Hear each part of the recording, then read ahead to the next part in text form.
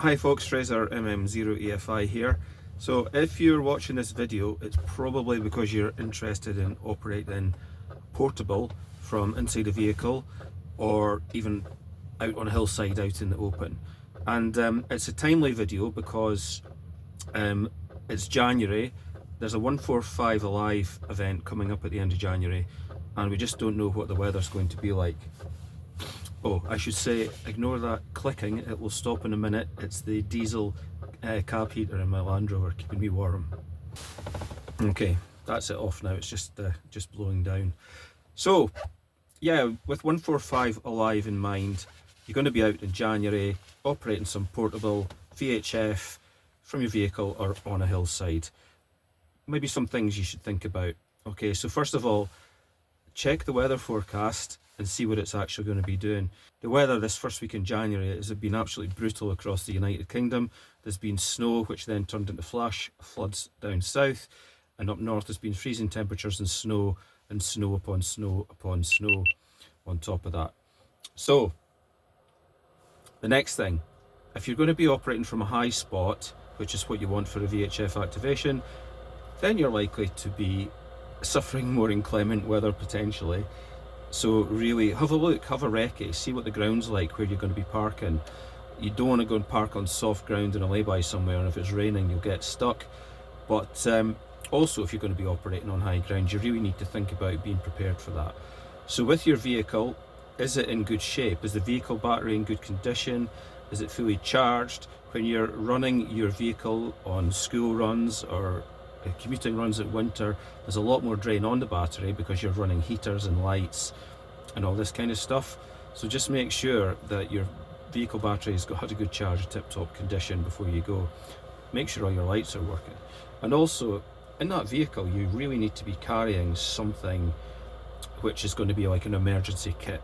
And it's a driver's kit that we should all have in our cars at winter, but I think it's more pertinent if you're going to be operating portable from a high spot. So you want to make sure you've got some spare warm clothes with you, or even a sleeping bag. Make sure you take a flask of hot water or coffee or tea, some spare food. You should really be familiar with where your tow point is for your vehicle. Quite often they're hidden down in the boot or inside the spare wheel if you've got one, and also how to attach it. Some are actually standard thread and some are a reverse thread on vehicles. A tow rope is also a good idea, and that's just your winter pack that you keep inside the car. Now, you're going to be operating your radio, which generally is either going to be powered by its own battery or the vehicle battery. Nothing wrong with powering it from the vehicle battery, but I would suggest that you start your engine every 30 minutes, because if you're running 50 watts, you're not transmitting all the time, but that's the sort of same power as a headlamp bulb in your car.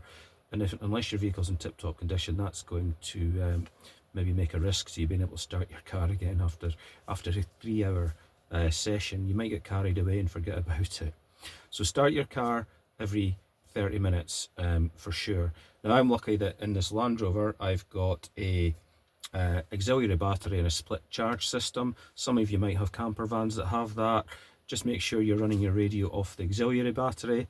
And the way the split charge systems work is when the engine's turned off, the system separates the two batteries and it keeps one of your batteries for starting the car and the other battery for running all the bits and pieces off, and that second battery could be drained quite down and your main car battery will start no problem at all. You get all sorts of fancy systems for that, but you can actually just get very simple voltage sensitive relays that you could wire in, and you might have time to do it before the event. So that's the vehicle. You might want to run off a separate battery, so you really just need to make sure that's fully charged before you go. Any kind of battery will do, a spare car battery, but obviously these days people spend more money on lightweight lithium phosphate batteries and all that kind of stuff. That's entirely your choice. Okay. And then I suppose the other thing really is let someone know where you're going. Send them a map pin before you go, or do it when you're on your recce. So if anything does happen and you don't report in, that someone knows where to send help to. And I might sound like I'm over-exaggerating here or spreading fear, but just this week I've been driving back and forward to work in the Land Rover every day on snowy roads for 25 miles each day. And just today I found it really difficult, and the difference was that the wind had got up, and where we had roads with a little bit of snow at the side, the wind got up and it suddenly drifted all the snow across the road. And that's the kind of unpredictable weather that you can get in January. It might be snow at the sides of the roads when you drive up the hill that you're operating from, and after 3 hours, if the wind gets up, you might find it's a different scenario. And also, you're generally going to be finishing your operation at 3 o'clock in the afternoon if you're doing 145 Alive. By the time you pack up a mast or anything else you've got set out there, then it could be getting dark before it's time to leave. So I cannot overemphasize enough how important it is and how the organisers of the 145 Live event want you to be safe. And the ultimate safety is, if the weather is so bad, you do not go. No one is going to be blaming you or saying you're a bad amateur radio operator if you do not go because the weather's so bad. Now, I put videos out of operating radio on hilltops in some quite extreme conditions, and that's because I've been a mountaineer and a climber long before I was a SOTA operator, so I do know how to handle myself and manage risks in the mountains.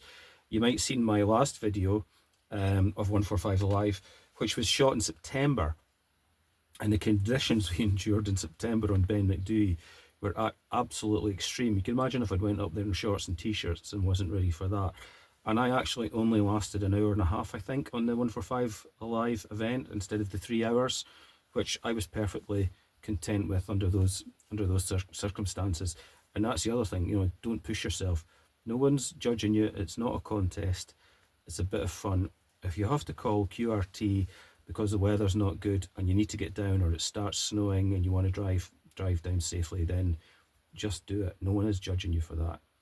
And then the second type of operation you might do, which I've just alluded to, is actually outdoors, either in a field or a hilltop or a SOTA summit or something like that, which is generally what I do. I would suggest you would have to be an experienced hill walker to be doing that at this time of year, which means you've got the proper kit, the winter boots, full waterproofs, warm clothing. Obviously your rucksack's got some food in it and bits and pieces to keep you going, a bivvy shelter, and actually, unless you know the area that you're going to or have done a recce, you might have to take a shelter with you. If you're going up to a regular summit in the Lake District or the Peak District, you might not actually be able to use the shelter cairn that's up there, even if you know the summit, because it's on a weekend and there might be people in there, and it's a bit rude to sit in there for 3 hours and stop hill walkers using it. So it's possibly a good idea anyway to be ready with a shelter and set up away from the sort of general congregation area where walkers will always go for their cup of tea. Now that involves taking a tarp. Again, I would set it up in the garden, using walking poles or stakes or whatever you use, and actually try it out before you go up on a hillside.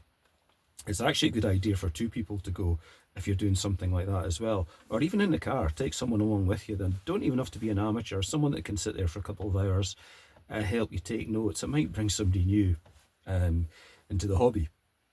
But yeah, a tarp's a great idea, or a mini shelter. But again, some of these little beach shelters might get ripped to bits in the wind. So I'm talking about all the bad worst case scenario stuff that can happen. You're going to have a great time on 145 Alive. It's your event, you're the activator, you do it the way you want to do it for as long as you want to do it. But really the most important thing is your safety. So just consider all of that. If you can start doing some planning now, a recce if you're able to, and maybe have a plan A and a plan B if the weather is a bit inclement. I know we always like to try and get on the highest point, but it's amazing how 2 meters can work from some slightly lower places as well. So most of all, have fun, and I'm looking forward to see how everyone does. 7-3.